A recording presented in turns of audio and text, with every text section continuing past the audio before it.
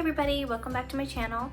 I'm going to be sharing with you guys some of my tips for the best ways to help your kids focus during school. I've been homeschooling for 7 years and learned a lot along the way. I'm 30 years old. I have 4 kids in grades 6, 2nd, kindergarten, and pre-K.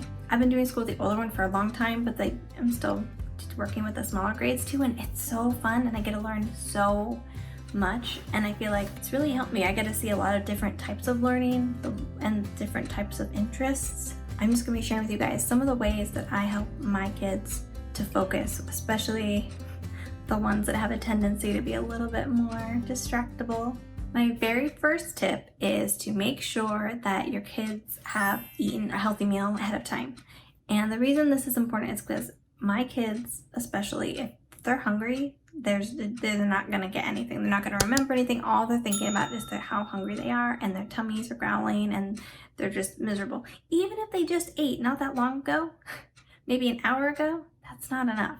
My kids, we eat, then we teach, because otherwise they're distracted. Now, a lot of times they'll eat, and while we're still working through school, they'll get a snack, we'll do that. But a lot of times I don't want their hands to be all gross, have food crumbs or orange juice on them. So I try to keep food and school completely separated unless we're doing something that involves those items.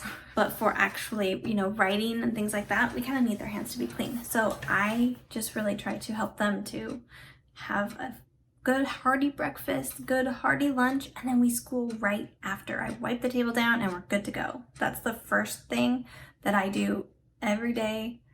They get their meal first and then we start on school. The second tip I have is, if your lesson feels dry, to always add interaction. I really focus on this because I didn't with my first kid. He got mommy learning too how to teach, so he had to kind of suffer through some of those early years of me just sitting there with a flashcard, and they don't like that. He did not get it from flashcards. It was really hard. It was really a struggle, and he never really remembered them. So when he got a little older, he was able to learn from the books, but the flashcard thing never worked.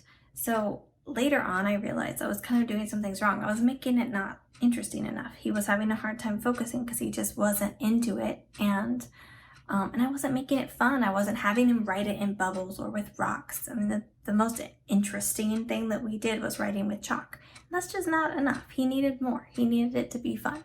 So I changed that up. I use lots of different things now. Some of the things I would recommend are, when you're learning how to divide chocolate chips. Separate them into 3 little bowls, and at the end of the lesson, you get to eat them. It's more fun than dividing something that, we're just gonna throw away later, like paper or cutouts. So this way, the kids are like, ooh, when I'm done with this, I get to eat these blueberries or these chocolate chips or nuts or whatever. So that's one thing I do that always is a big hit. Another way to do interaction, and this is so true for anything with science or zoology, we always do either a science experiment to really reiterate the lesson learned, light bulbs, anything that's dry to read, but when the kids get to actually practice it, it makes all the difference. They are so excited when they actually get to bring the science to life. And even things simple like gravity. I mean, they love to get up, stand on a bench, and drop an apple. I mean, it's fun. What can you say? So those help in dropping the different types of objects and then seeing how fast they fall. The kids really love that. Another thing is anything with animals. Not gonna lie, we do a lot with animals. And then we go and we try to find the animal. If we don't have, the opportunity to go outdoors, then we'll look up YouTube videos regarding different animals. There's just some videos that my kids just adore, and they really grasped the concepts that we were learning when we watched those YouTube videos after a lesson that taught on it, different types of birds and migration habits, things like that. It really brings it home when they get to watch it happen. So we always do the lesson first, and they know okay, we get through this lesson, which may feel boring in the moment, and we're gonna get to watch this awesome YouTube video that teaches it, or we get to go on a walk and find some different kinds of feathers, or whatever, looking for tracks or something. So those are my tips for interaction. If you want more advice about interaction with different subjects, feel free to message because we've done a lot of different things. I have 4 kids that want 4 different things in what they're looking for and what will help them to remember. So I have quite a bit of experience in that, and I've done a lot of those. So you can message me about that or drop a comment below and let me know. My third suggestion for how to help your kids focus is they need to be moving. If you're going to be reading a book, we do a lot of reading in my household. So I read to the kids every day, usually from like 1 to 2 hours. We do storybooks, not just history books. We'll do storybooks that have a little history dribbled in there. So some of my favorite books are Strawberry Girl, Cricket in Times Square, Winnie the Pooh, of course, My Father's Dragon. Those are just some of the ones that we've read that we've loved. And even though the kids enjoy the stories, because they totally do, they can't just sit there. The only time that they sit there when I read is sometimes at night. If I'm reading to them just before bed, I'll have them try to calm down and they'll sit there and just listen. But 95% of the time, they go get coloring stuff first. I just tell everyone, like, go get your coloring stuff or your tracing stuff, and you're gonna do some tracing, some drawing, some coloring while I read. The oldest son is 11, and he doesn't mind. He enjoys the story so much. He's so into the stories. He'll just sit there and listen. The other younger 3 all need to be doing something, whether it be drawing or coloring. And I don't mind because it seems like it does help them to focus and listen. They don't mind. They're laughing, they're enjoying the story, but they're able to do something else with their hands and they're not feeling so stuck and stagnant. And kids don't like that. They like to be active. It's fun. I love teaching them. I love seeing them get to explore, and they're not having to sit in a classroom. It's just really a blessing to just letting them play and be active during the day, which is really great. My 4th tip for how to help your kids focus is to not rush them. And I know that sounds kind of silly, but when you enjoy the process and you sit down and you really focus on them and what they're learning and taking your time and just going at the pace that feels right, that feels like fluid, sometimes we'll look up and it's been an hour. And I was so focused, I didn't even know either. We were both so involved in what we were doing, and I was taking the time to answer the questions and listen and respond and give them a lot of great feedback, and not just rushing through it, because they can tell when you aren't focused. They can tell that you're not paying attention or that you just want to be done. So don't do that to them. Don't do that to yourself. Enjoy it. Take it at the pace that feels good for you.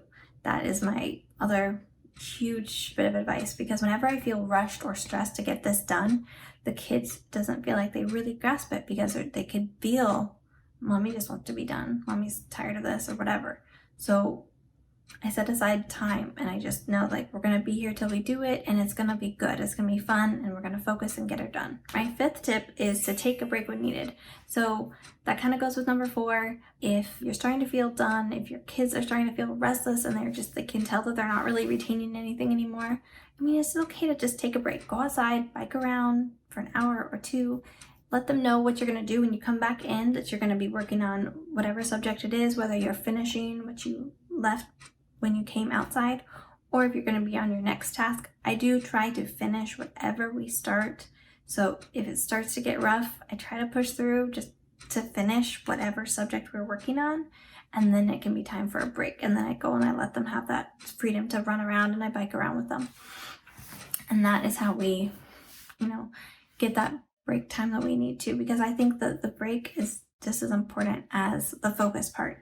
They have to be able to let their energy out and also just kind of like be creative, get their creativity out. My 6th tip is to have calming music going in the background. I have found that if we have calming music for when we're, gonna settle down and focus, it does seem to really help them to just focus and channel that. And if you're going to, then we'll have other music for dancing, for just like having fun, playing, cleaning house.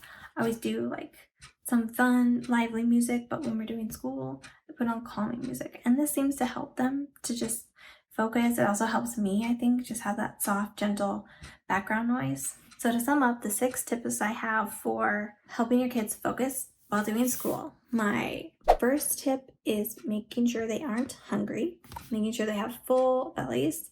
My second tip is to make it interactive. As interactive as possible and in every subject that you want, whatever, especially the ones that they have a hard time grasping or enjoying. Third tip is let them use their hands on something if you can. If you're reading to them or explaining something that's a little bit more dry, let them use their hands to color or draw. Fourth is don't rush it, enjoy it. This was another huge one. I had to really overcome that, especially when I was homeschooling with like a newborn baby, and homeschooling because I work. So trying to not think about those other tasks, just enjoy it and embrace it, and you will be happier and they will be happier. And then take a break when needed. So that's also huge. Just take a break when you need to let go, and it's okay. Sometimes I feel like I should just push through because they need to get it done or I want them to be done. And you don't really need to do that. Just take a break and go back to it when you can. Some days we do extra school and some days we do less, and that's okay.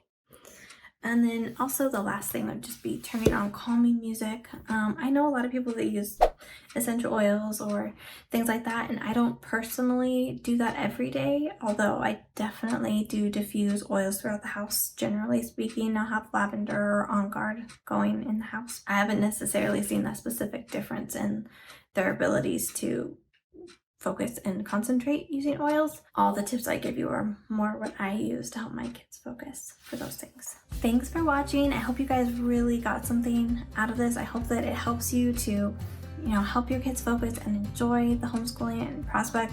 Whether you have been homeschooling a long time or are just starting, enjoy it. I love homeschooling. It's absolutely my favorite thing to do. It's my favorite job.